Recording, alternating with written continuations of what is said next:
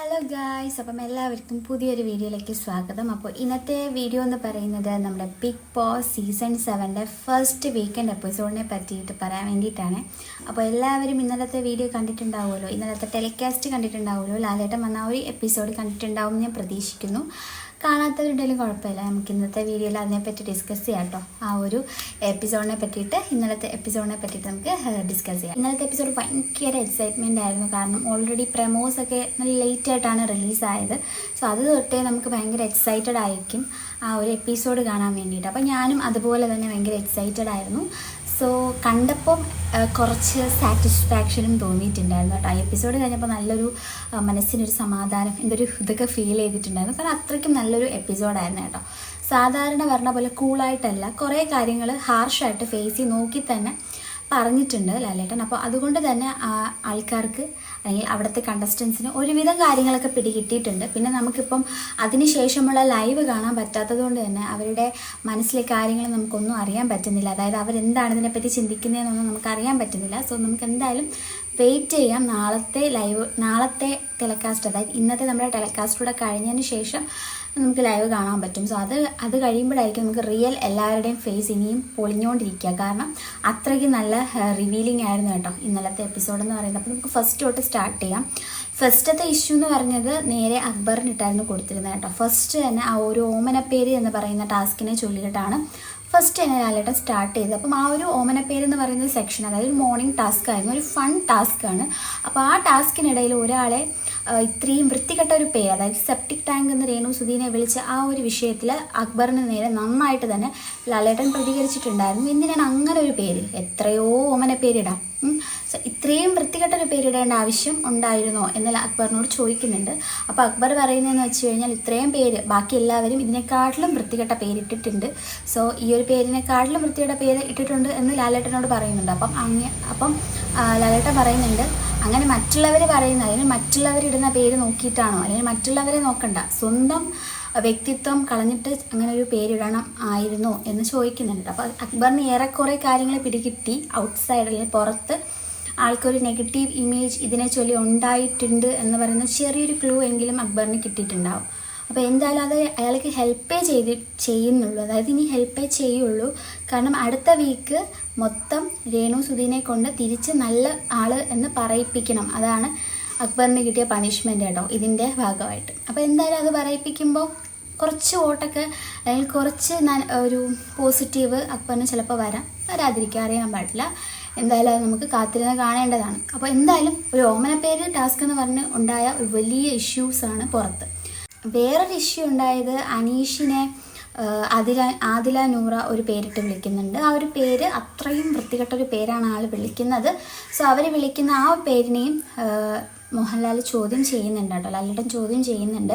അങ്ങനെ അതിലും അവരെ നന്നായിട്ട് തന്നെ, അവർക്കും നല്ല പോയിന്റോടെ തന്നെ കാര്യങ്ങൾ പറഞ്ഞു കൊടുക്കുന്നുണ്ട്. ഇങ്ങനെയാണോ പേരിടേണ്ടത്, എത്രയോ പേരുണ്ട്, ഇത്രയും വൃത്തികെട്ട പേരാണോ ഇടേണ്ടത്. ഈ ആദില നൂറ തന്നെ രേണു സുധീനെ ആശ്വസിപ്പിക്കാൻ പോയ ആൾക്കാരാണ്, അതായത് ഈ പേരിൻ്റെ വിഷയം വെച്ചിട്ട്. അപ്പം നിങ്ങൾക്ക് എന്ത് യോഗ്യതയാണ് ആ ആളെ ആശ്വസിപ്പിക്കാൻ, എന്ത് യോഗ്യതയാണ് നിങ്ങൾക്കുള്ളത്? നിങ്ങൾ ഇതിലേക്കാളിലും വൾഗറായിട്ടുള്ളൊരു പേരാണ് അനീഷിന് ഇട്ട് കൊടുത്തതെന്നൊക്കെ ചോദിക്കുന്നുണ്ട് കേട്ടോ. അപ്പോൾ അവരിങ്ങനെ പതറി നിൽപ്പുണ്ട്. പിന്നെ അനീഷ് അത്ര ഇറിറ്റേറ്റിംഗ് ആണ്, അതുകൊണ്ടാണ് ആ പേരിട്ടത് എന്നൊക്കെയാണ് അവർ ന്യായം പറയുന്നത്. പക്ഷെ എന്നാലും ഇത്രയും വൃത്തികെട്ട പേരെൻ്റെ ആവശ്യമില്ല എന്ന് തന്നെയാണ് കേട്ടോ ലാലേട്ടൻ പറഞ്ഞിട്ടുള്ളത്. അപ്പോൾ എന്തായാലും അവർക്കും ചെറുതായിട്ടൊക്കെ കാര്യങ്ങൾ പിടികിട്ടിയിട്ടുണ്ട്. അങ്ങനെ ആ ഒരു ഓമനപ്പേരിൻ്റെ ഇഷ്യൂ അവിടെ കഴിഞ്ഞു കേട്ടോ. അപ്പോൾ എല്ലാവർക്കും, അതായത് ഓമനപ്പേരിൽ വൃത്തികെട്ട പേരിട്ട എല്ലാവർക്കും നന്നായിട്ട് പണി കിട്ടിയിട്ടുണ്ട്. പിന്നെ ബാക്കി നല്ല പേരുകൾ ഒരുപാട് പേരിട്ടിട്ടുണ്ട്, അതൊക്കെ നല്ലതായിട്ട് തന്നെ പറഞ്ഞിട്ടുണ്ട് കേട്ടോ. അപ്പോൾ ഇവരിങ്ങനെ അനീഷിനും രേണു സുധിക്കും കിട്ടിയ ഈ 2 പേരുകൾ എടുത്ത് തന്നെ പറഞ്ഞിട്ടുണ്ട്. അത് ഒരുപാട് വെളിയിൽ ഇവർക്ക് നെഗറ്റീവായിട്ട് വന്നിട്ടുണ്ട്, അതായത് ഈ പറഞ്ഞ ആൾക്കാർക്ക് നന്നായിട്ട് നെഗറ്റീവ് വന്നിട്ടുണ്ട് എന്നൊരു സൂചന കൂടെ കൊടുത്തിട്ടുണ്ട്. അപ്പോൾ അങ്ങനെ ആ ഒരു പ്രശ്നം അവിടെ കഴിഞ്ഞു കേട്ടോ. പിന്നെ വന്ന വിഷയം എന്ന് പറയുന്നത് ഷാനവാസിൻ്റെ ഹെൽത്ത് ഇഷ്യൂവിനെ പറ്റിയിട്ടൊരു വിഷയം വന്നിട്ടുണ്ടായിരുന്നു. അതായത് ഷാനവാസിന് എന്തൊക്കെയോ ആരോഗ്യ പ്രശ്നങ്ങൾ ഉണ്ടായിരുന്നു പുറത്ത്. അപ്പം ആളുടെ ഫാമിലി ഇങ്ങനെ പറഞ്ഞിട്ടുണ്ടായിരുന്നു, അതായത് ആൾക്ക് ഹെൽത്ത് പ്രോബ്ലംസ് ഉണ്ട്, ആൾക്ക് ശ്രദ്ധിച്ചോളണം. വലിയ ഉറക്കമില്ലാത്ത ടാസ്ക് ഒക്കെ കൊടുത്തപ്പോൾ എനിക്ക് തോന്നുന്നു ഫാമിലി മെമ്പേഴ്സ് ഒരുപാട് പേടിച്ച് പോയിട്ടുണ്ടാവും. അപ്പോൾ അങ്ങനെ ഒരു കൊടുത്തിട്ടുണ്ടായിരുന്നു. അതുകൊണ്ട് ലാലേട്ടൻ പറയുന്നുണ്ട്, അങ്ങനെ ഒരാൾക്കായിട്ട് പ്രത്യേകിച്ച് കൺസെഷൻസ് കൊടുക്കത്തില്ല. കാരണം ഇതൊരു വലിയ ടാസ്ക്കാണ്, 7ൻ്റെ പണിയാണ്. അപ്പോൾ ഒരുപാട് പണികൾ വരും. അപ്പോൾ അതിൽ നിന്നൊന്നും ഒഴിഞ്ഞു മാറി നിൽക്കാൻ, ഈ ഒരു ആരോഗ്യ പ്രശ്നമെന്ന് പറഞ്ഞിട്ട് ഒഴിഞ്ഞു മാറി നിൽക്കാൻ പറ്റത്തില്ല എന്നൊക്കെ പറയുന്നുണ്ട് കേട്ടോ. അപ്പോൾ ഷാനവാസ് ഓക്കെ കുഴപ്പമില്ല, എനിക്ക് എല്ലാത്തിലും ടാസ്കിൽ പങ്കെടുക്കണം, എനിക്കിങ്ങനെ ആരോഗ്യ പ്രശ്നം പറഞ്ഞിട്ട് ഒരിക്കലും അങ്ങനെ മാറി നിൽക്കില്ല എന്നൊക്കെ പറയുന്നുണ്ട്. പക്ഷേ വീട്ടുകാർക്ക് എന്തായാലും ഒബ്വിയസ്ലി അവർക്കൊരു പേടി കാണും. അപ്പോൾ അതുകൊണ്ട് തന്നെ ആ ഒരു കൺസെഷൻ വേണ്ട എന്ന് തന്നെ ഷാനവാസ് പറയുന്നുണ്ട് കേട്ടോ. അപ്പോൾ ഒരുപാട് പേര് കമൻറ്റ് ബോക്സിലൊക്കെ വന്നിട്ട് സിമ്പതി കാർഡ് ഇറക്കി എന്നൊക്കെ പറഞ്ഞ് ഏഷ്യാനെറ്റിൻ്റെ കമൻറ്റ് ബോക്സിൽ കിടക്കുന്നത് ഞാൻ കണ്ടിട്ടുണ്ട്. അപ്പോൾ അങ്ങനെ നമ്മൾ നോക്കേണ്ട ആവശ്യമില്ല, ഒരാളുടെ പേഴ്സണൽ രോഗങ്ങൾ നമുക്കറിയില്ലല്ലോ. അപ്പോൾ അവർ അനുഭവിക്കുന്ന വിഷമങ്ങൾ വീട്ടുകാർക്കത് ഒരു പേടി ഉണ്ടാവുമല്ലോ, അത്രേ അവർ പറഞ്ഞിട്ടുള്ളൂ. പക്ഷേ ഷാനവാസിന് ആ ഒരു കൺസെഷൻ വേണ്ടാന്ന് തന്നെ പറഞ്ഞിട്ടുണ്ട്. അങ്ങനെ ആ ഒരു ഇഷ്യൂ അവിടെ കഴിഞ്ഞ കേട്ടോ. അപ്പം അത് എല്ലാ കണ്ടസ്റ്റൻസും കേൾക്കുകയാണ് ആ ഒരു സംഭവം നടന്നത്. അതിനി എന്താവും, ഇനി എന്തെങ്കിലും അതിനെ ചൊല്ലിയിട്ട് എന്തെങ്കിലും പ്രശ്നം ഉണ്ടാവുമെന്ന് അറിയത്തില്ല. അപ്പോൾ എന്തായാലും ഷാനവാസിൻ്റെ ഇഷ്യൂ അവിടെ കഴിഞ്ഞു. ഹെൽത്ത് ഇഷ്യൂവിനെ പറ്റിയിട്ട് ആൾക്ക് വേറെ പ്രശ്നമില്ല, ആളെല്ലാ ടാസ്കിലും പങ്കെടുക്കുമെന്ന് തന്നെ പറഞ്ഞിട്ടുണ്ട് കേട്ടോ. ഹെൽത്ത് ഒരു ബാധ്യതയായിട്ട് ആൾ പറയത്തില്ല എന്നും പറഞ്ഞിട്ടുണ്ട്. അപ്പം അവിടെ അങ്ങനെ കഴിഞ്ഞിട്ടുണ്ടായിരുന്നു ഷാനവാസിൻ്റെ ഇഷ്യൂ. പിന്നെ വന്നത് അപ്പാനി ശരത്തിൻ്റെ ഇഷ്യൂ ആണ്. അത് നമ്മളെല്ലാവരും, അതായത് ഞാൻ വീഡിയോസിലൊക്കെ ചെയ്തപ്പോൾ പറഞ്ഞിട്ടുണ്ടായിരുന്നു, ഒരു ഗ്രൂപ്പിസം നമുക്ക് ഫീൽ ചെയ്തിട്ടുണ്ടല്ലോ, നമ്മൾ കാണുന്നവർക്കെല്ലാം ഫീൽ ചെയ്യുന്ന കാര്യമാണ് അപ്പാനി ശരത്ത് അക്ബർ ആ ഒരു ഗ്രൂപ്പ്. അപ്പോൾ അതിനെപ്പറ്റി ലാലേട്ടൻ പറഞ്ഞിട്ടുണ്ടായിരുന്നു കേട്ടോ, വീഡിയോയിൽ ടെലികാസ്റ്റിൽ പറഞ്ഞിട്ടുണ്ടായിരുന്നു. അപ്പോൾ അപ്പാനി ശരത്തിനോട് ഇങ്ങനെ ചോദിക്കുന്നുണ്ട്, നീ എന്താ അവിടെ അയൽക്കൂട്ടം തുടങ്ങാനാണോ പോയത്, അയൽക്കൂട്ടം സ്റ്റാർട്ട് ചെയ്തോ എന്നൊക്കെ ചോദിക്കുന്നുണ്ട്.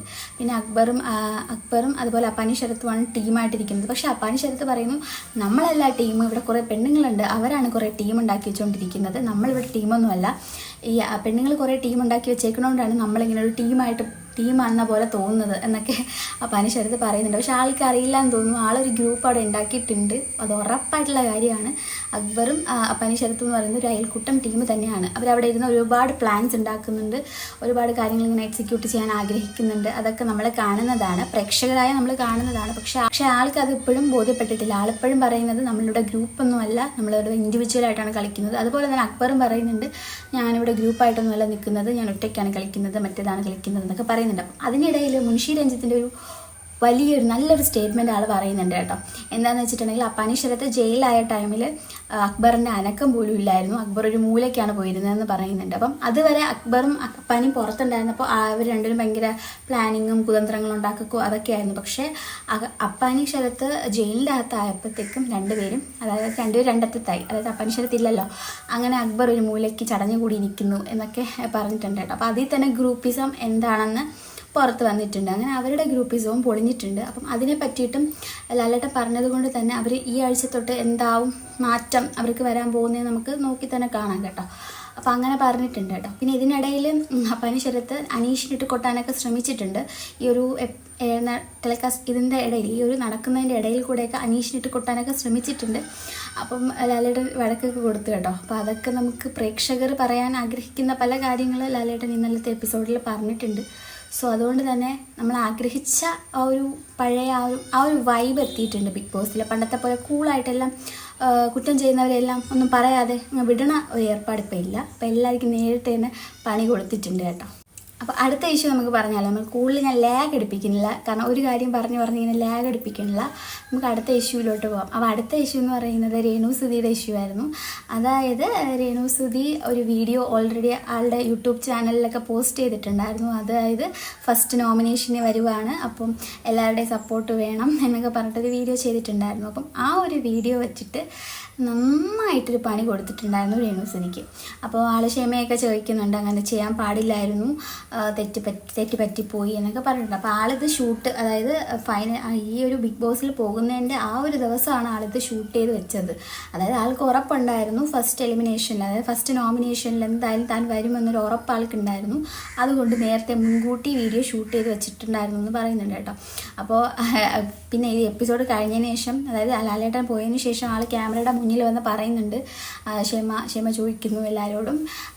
അതുകൊണ്ട് ഈ ഇടുന്ന ആൾ, അതായത് ഈ വീഡിയോ ഇട്ട ആൾ ഇനി ഒരു വീഡിയോ ഇടരുത്. അപ്പം ഇനിയും കുറേ വീഡിയോസ് ആൾ എടുത്ത് വെച്ചിട്ടുണ്ടാവും, ഓരോ നോമിനേഷൻ വരുമ്പോഴും ഇടാൻ വേണ്ടിയിട്ട് ഒരുപാട് വീഡിയോസ് എടുത്ത് വെച്ചിട്ടുണ്ടാവും. അപ്പോൾ അതൊന്നും ഇടരുത് എന്നിങ്ങനെ ക്ഷമ ചോദിക്കുന്നുണ്ട് കേട്ടോ. അപ്പോൾ എന്തായാലും അതൊരു ഫൺ കാര്യമായിരുന്നു സംഭവം. ആളുടെ ആ ഒരു പ്ലാനിങ് പൊളിഞ്ഞു പോയി. അപ്പോൾ അത് അങ്ങനെ ചെയ്യാൻ പാടില്ല, കാരണം ഇത്രയും കണ്ടസ്റ്റൻസ് ഉള്ളപ്പം ഒരാൾ, അപ്പോൾ അത് ആൾക്കാരിൽ ഇപ്പം നമുക്ക് കുറേ പേർക്ക് അത് അറിയായിരിക്കും മുൻപേ ഷൂട്ട് ചെയ്ത് വെച്ചാണെന്ന്. പക്ഷേ കുറേ ആൾക്കാർക്ക് അത് അറിയില്ല മുൻപേ ഷൂട്ട് ചെയ്ത് വെച്ചാണോ, ഇനി ഇവർക്ക് ഇതിൻ്റെ അകത്ത് ഫോണൊക്കെ കൊണ്ടുപോകാൻ പറ്റിയിട്ടുണ്ടോ എന്നൊന്നും ചില ആൾക്കാർ ഡൗട്ട് അടിക്കും. സോ അതുകൊണ്ട് തന്നെ ആയിരിക്കും ഈ ഒരു കാര്യം മെയിനായിട്ട് എടുത്ത് പറഞ്ഞത്. അപ്പം അത് അവിടെ ക്ലോസ് ആയിട്ടുണ്ട്. അങ്ങനെ രേണുസുധി അവിടെ പണി വാളി ഭയങ്കരമായിട്ട് നാണം കിട്ടുപോയി കേട്ടോ ആൾ. അങ്ങനെ ആൾ ക്ഷമയൊക്കെ ചോദിച്ച് ആ ഒരു പ്രശ്നം അവിടെ കഴിഞ്ഞു കേട്ടോ. ഇനി ആളുടെ ആ ഒരു വീഡിയോ ഇടുന്ന ആളോടൊക്കെ പറയുന്നുണ്ട്, ഇനിയുള്ള വീഡിയോ ഒന്നും ഇടരുത് പ്ലീസ് പ്ലീസ് പ്ലീസ് എന്നൊക്കെ പറയുന്നുണ്ട് കേട്ടോ. അപ്പോൾ എന്തായാലും ആ പ്രശ്നം അവിടെ സോൾവ് ആയിട്ടുണ്ടായിരുന്നു. പിന്നെ വന്ന ഒരു പ്രശ്നം എന്ന് പറയുന്നത്, പ്രശ്നമല്ല, ഒരു നല്ല കാര്യമാണ്. നെവിൻ, അപ്പോൾ നെവിൻ ഒരു മോഷണം നടത്തിയിട്ടുണ്ടായിരുന്നല്ലോ, മറ്റേ കല്ലുകളുടെ മോഷണം. അപ്പോൾ അത് വളരെ നല്ലൊരു സൈലൻ്റ് ആയിട്ടിരുന്ന്, അതായത് ഫ്രണ്ടായിട്ടിരുന്ന് ആര്യൻ്റെ കയ്യിൽ നിന്ന് കല്ലുകൾ മോഷ്ടിച്ചില്ലേ. അപ്പോൾ അത് വളരെ നല്ല പ്രോത്സാഹനമാണ് ലാലേട്ടൻ കൊടുത്തത്. കാരണം ഇങ്ങനെയാണ് വേണ്ടത്, അല്ലാതെ നമ്മൾ ആളിനോട് സിമ്പതി തോന്നി ഒന്നും ചെയ്യാതിരിക്കുന്നതല്ല ഗെയിം. നമ്മൾ ഗെയിമിൽ ഇറങ്ങി ചെല്ലുന്നത് കൂട്ടുകൂടിയിരുന്ന് ചതിക്കുക, ചതി വഞ്ചന, ഇതൊക്കെ തന്നെയാണ് ബിഗ് ബോസിൻ്റെ ഉള്ളിൽ നടക്കേണ്ടത്. അല്ലാതെ നന്മ മരമായിട്ടിരുന്നിട്ട് ഒരു കാര്യമില്ല എന്നൊക്കെ പറഞ്ഞ് കൊടുക്കുന്നുണ്ട്. അപ്പോൾ കുറേ നന്മ മരങ്ങളുടെ മുഖംമൂടി ചിലപ്പോൾ ഇനി അടുത്ത ആഴ്ച, അതായത് വരുന്ന ആഴ്ചയിൽ മാറാതിരിക്കാം. അപ്പോൾ എന്തായാലും അതിനൊരു സൂചന കൊടുത്തിട്ടുണ്ട് കേട്ടോ. അപ്പോൾ അടുത്ത ഇഷ്യൂ എന്ന് പറയുന്നത് ജിസേലിൻ്റെ ഒരു വിഷയമാണ്. ജിസേലിനോട് എല്ലാ പെട്ടികളും തിരികെ ഏൽപ്പിക്കാൻ പറഞ്ഞിട്ടും ജിസേൽ ഒരു പെട്ടിയിൽ നിന്ന് കൺസീലർ എടുത്തിട്ടുണ്ടായിരുന്നു കേട്ടോ. കൺസീലർ മോഷ്ടിച്ച് വെച്ചിട്ടുണ്ടായിരുന്നു. അതുപോലെ തന്നെ ജിസേൽ ഒരുപാട് ഫോൾ പ്ലേസ് കാണിച്ചിട്ടുണ്ട്. അതായത് ലിപ്സ്റ്റിക്ക് ടിഷ്യൂ പേപ്പറിൽ ഒട്ടിച്ച് വയ്ക്കുക, അങ്ങനത്തെ വൃത്തികെട്ട, അതായത് അതൊന്നും ചെയ്യാൻ പാടില്ല. ബാക്കി ആരും ചെയ്യാത്ത കാര്യങ്ങൾ, ആർക്കും കിട്ടാത്ത കൺസെഷൻ ജിസേലിന് കിട്ടിയിട്ടുണ്ടായിരുന്നു. അപ്പം അതൊക്കെ ലാലേട്ടൻ വഴക്ക് കൊടുത്തിട്ടുണ്ടായിരുന്നു. കാരണം അത് ചെയ്തത് ശരിയായില്ല. അതുകൊണ്ട് തന്നെ ജിസേലിൻ്റെ ഒരു പെട്ടി തിരിച്ച് ജിസേലിൻ്റെ വീട്ടിലോട്ട് അയച്ചിട്ടുണ്ട്. കാരണം ആ ഒരു പെട്ടിക്ക് ജിസേലിന് കൊടുക്കത്തില്ല. അങ്ങനെ ഒരു പണിഷ്മെൻ്റാണ് ജിസേലിന് കൊടുത്തത്. അത് തെറ്റ് തന്നെയാണ്. കാരണം ബാക്കി ഇത്രയും കണ്ടസ്റ്റൻസ് ഒരു ഇതും കിട്ടാതെ ഇരിക്കുമ്പം ജിസേലിന് മാത്രം ഒരു കൺസെഷൻ കൊടുക്കാൻ പറ്റത്തില്ല. അപ്പോൾ അത് നല്ലൊരു ഡിസിഷൻ തന്നെയാണ് ബിഗ് ബോസ് എടുത്തിട്ടുള്ളത്. അങ്ങനെ ആൾക്ക് നല്ലൊരു പണി, 8ൻ്റെ പണിയാണ് കിട്ടിയിട്ടുണ്ട് കേട്ടോ. കൺസീലർ എടുത്ത് ഒളിപ്പിച്ച് വെച്ച് കളഞ്ഞു. എന്നിട്ട് ലാലേട്ടൻ ഇത്രയും പ്രാവശ്യം ചോദിച്ചിട്ടാണ് ആൾ എടുത്തു എന്ന് പറഞ്ഞത്. 2-3 പ്രാവശ്യം ചോദിച്ചിട്ടാണ് ആളിങ്ങനെ സത്യം പറയുന്നത്. കുറേ നേരം എടുത്തില്ല ഞാനൊന്നും എടുത്തിട്ടില്ല എന്നാണ് പറഞ്ഞത് കേട്ടോ. ഇത്രയും ക്യാമറകൾ ഉള്ളപ്പോഴാണ് ഈ ഒരു കള്ളത്തരം പറഞ്ഞത് നമ്മൾ ആലോചിക്കണം. അപ്പോൾ ജിസേൽ അത്ര പെർഫെക്റ്റ് ഒന്നും അല്ല നമ്മൾ. അപ്പോൾ ആൾ നല്ലതായിട്ട് കുബുദ്ധിയൊക്കെ ഉള്ള ആളാണ്. അപ്പം ആൾ നല്ലൊരു മത്സരാർത്ഥിയാണ്. അപ്പോൾ അങ്ങനെയുള്ളവരാണല്ലോ ബിഗ് ബോസിനുള്ളിൽ വേണ്ടത്. അപ്പോൾ ആൾ നല്ലൊരു മത്സരാർത്ഥി തന്നെയാണ് കേട്ടോ. പിന്നെ വന്നത് നമ്മുടെ ഒരു ടാസ്ക് ഉണ്ടായിരുന്നു, പുകഞ്ഞ കൊള്ളി പുറത്തെ ഒരു ടാസ്ക്. ആ ഒരു ടാസ്ക് എന്ന് പറയുന്നത് നമ്മൾ മാക്സിമം ട്രൈ ചെയ്യണമല്ലോ. പക്ഷേ നമ്മുടെ ഈ ഒരു ഗെയിം ഇപ്പോൾ കൊടുത്ത ഒരു ടാസ്കിൽ ആരും തന്നെ നന്നായിട്ട് കളിച്ചിട്ടില്ല. അതായത് ആരും ശ്രമിച്ചിട്ടില്ല. എല്ലാവർക്കും ഒരു നന്മ, ഉള്ളിലൊരു നന്മ എന്ന് വെച്ചാൽ കൂടെയുള്ള ഒരാളെ തോൽപ്പിക്കാൻ ആർക്കും മനസ്സില്ല. അതാണ് ഈ ടാസ്കിൽ വന്നൊരു വീഴ്ച എന്ന് പറയുന്നത്. അതിൽ ഇത്തിരിയെങ്കിലും ശ്രമിച്ചത് അപ്പാനി ശരത്തും ആ ഒരു ടീമുമാണ് കേട്ടോ. വേറെ ആരും ആ ഒരു കളിക്ക് നന്നായിട്ട് ശ്രമിച്ചിട്ടില്ല. എല്ലാവരും അങ്ങോട്ടും ഇങ്ങോട്ടും സപ്പോർട്ട് ചെയ്താണ് നിന്നത്. അങ്ങനെയല്ല, ഒരു ടാസ്ക് കൊടുക്കുമ്പോൾ അത് നമ്മൾ നോക്കാൻ പാടില്ല. നമ്മൾ മുഖം നോക്കാതെ കാര്യങ്ങൾ ചെയ്യാൻ പഠിക്കണം എന്നൊക്കെ ലാലേട്ടൻ പറയുന്നുണ്ട്. ഒരു ടാസ്കിൻ്റേതായ പ്രാധാന്യം കൊടുത്ത് ചെയ്യണം. കാരണം നമ്മുടെ കൂടെയുള്ള പാർട്ടിസിപ്പൻസിനെ ഔട്ടാക്കുക എന്നതാണ് നമ്മുടെ ലക്ഷ്യം. എങ്കിൽ മാത്രമേ 1ാം സ്ഥാനത്ത് ഒരാളല്ലേ എത്തുള്ളൂ. അപ്പം അതിന് വേണ്ടിയിട്ട് നമ്മൾ പരിശ്രമിക്കുക. അല്ലാതെ എല്ലാവരെയും സൂക്ഷിച്ച് നന്മ എന്ന് പറഞ്ഞ് പോയി കഴിഞ്ഞാൽ നമ്മുടെ കാര്യം പോക്കാണ് എന്നും കൂടെ പറഞ്ഞിട്ടുണ്ട് കേട്ടോ. പിന്നെ ഇതിൻ്റെ ഇടയിൽ കുറേ പേര് അനീഷിനിട്ടിട്ട് പണി കൊടുക്കുന്നുണ്ട്. അപ്പോൾ ലാലേട്ടൻ ചോദിക്കുന്നുണ്ട്, അത് അയാളുടെ ക്യാരക്ടറാണ്, ചിലപ്പോൾ അങ്ങനെ നിൽക്കുന്നതിനൊരു പോസിറ്റീവായിട്ടാണ് കേട്ടോ ലാലേട്ടൻ പറഞ്ഞിട്ടുള്ളത്. അതായത് അനീഷ് ചെയ്യുന്ന ഒരു രീതി പോസിറ്റീവാക്കിയാണ് പറഞ്ഞിട്ടുള്ളത്. അപ്പം അത് അനീഷിന് ഒരുപാട് പ്രോത്സാഹനം കിട്ടിയിട്ടുണ്ട്. മിക്കവാറും അടുത്ത ആഴ്ച നല്ല ഫൈറ്റ് ആയിരിക്കും. ആളുടെ ഇറിറ്റേഷൻ കൂടും എന്നുറപ്പാണ്. ഇറിറ്റേഷൻ സ്വഭാവം കൂടിയിരിക്കും. ആളെ പറഞ്ഞ ആൾക്കാർക്കെല്ലാം നല്ല പണി കൊടുത്തു. അപ്പം അതൊക്കെ കണ്ടപ്പോൾ ആൾക്ക് ഭയങ്കര സന്തോഷമായി. പറഞ്ഞ അപ്പാനിശരത്തിന് പണി കൊടുത്തു. പണി മീൻസ് നല്ല വഴക്ക് കൊടുത്തിട്ടുണ്ട്. അതുപോലെ ആദിലാനൂറയ്ക്ക് പണി കൊടുത്തിട്ടുണ്ട്. അപ്പം എല്ലാവർക്കും കൊടുക്കുന്നത് കണ്ടപ്പോൾ ആൾക്ക് നല്ല സമാധാനം തോന്നി. അതുകൊണ്ട് തന്നെ ഇതിൻ്റെ ആഫ്റ്റർ എഫക്ട്സ് നെക്സ്റ്റ് വീക്കിൽ എന്തായാലും കാണാൻ പറ്റും കേട്ടോ.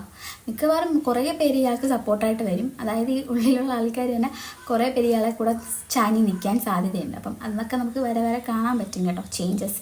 ഏറ്റവും കൂടുതൽ ലാലേട്ടൻ ഇന്നലെ പറഞ്ഞ വിഷയം എന്ന് പറയുന്നത് ഈ ഓമന പേരിൻ്റെ കാര്യമാണ് കേട്ടോ. അപ്പോൾ ആ ഒരു ഇഷ്യൂ ഭയങ്കരമായിട്ട്, കാരണം ആ ഒരു സെപ്റ്റിക് ടാങ്ക് എന്ന് പറഞ്ഞ കാര്യം ഭയങ്കരമായിട്ട് ഇഷ്യൂ ആയിട്ടുണ്ട് സോഷ്യൽ മീഡിയ മൊത്തം.